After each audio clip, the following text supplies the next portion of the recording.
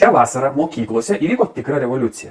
Mokyklose maitinimą jau senai organizuoja ir vykdo komercinės struktūros. Sakykime, aš, durnas įmonės vadovas, sumaniau dalyvauti konkurse. Sakau savo vyriem, pagaminsime ir pardavinėsime patiekalus po 1 centą.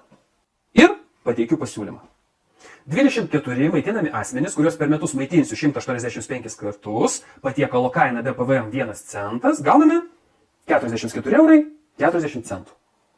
Ta patį darau su kitais patiekalais, kuriuos nori matyti mokykla kasdieną. Gauname 88,80 centų. Taip. Va tiek be PVM per metus aš pardavinėsiu patiekalus tiems, kas norės pavalgyti.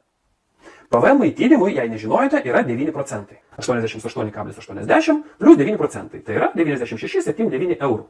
Štai konkurso laimėtojai Pasvalio progimnazijoje laimėjo UAB Maisto slėnis. Pasiūlęs patiekalus už 1 centą.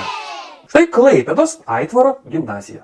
Vėl konkursas. Mokamas ir nemokamas maitinimas pagal įkainius ir komercinės paslaugos. Ir dėmesio, štai lentelė. Aš su savo kaina 1 centas už patiekalą. Antras UAB Eglėje pateikė pasiūlymą 0 centų. Tai yra, jie pasiūlė už dyką. Šventą šūdę. Dabar parodysiu mokyklų sąrašą, kuriuose mano kuklia informacija jau laimėjo maitinimo gigantai. Ir kaip suprantate, juokingom kainom.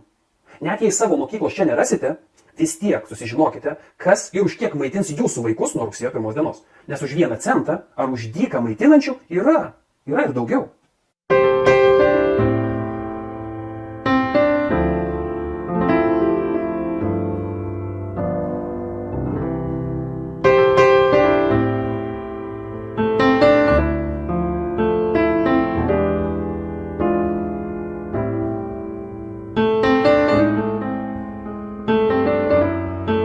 Būtinai paplankinkite šį klipą kitiems tėveliams, mokytojams, pažįstamiems ir giminėms. Uždavinėkite klausimus.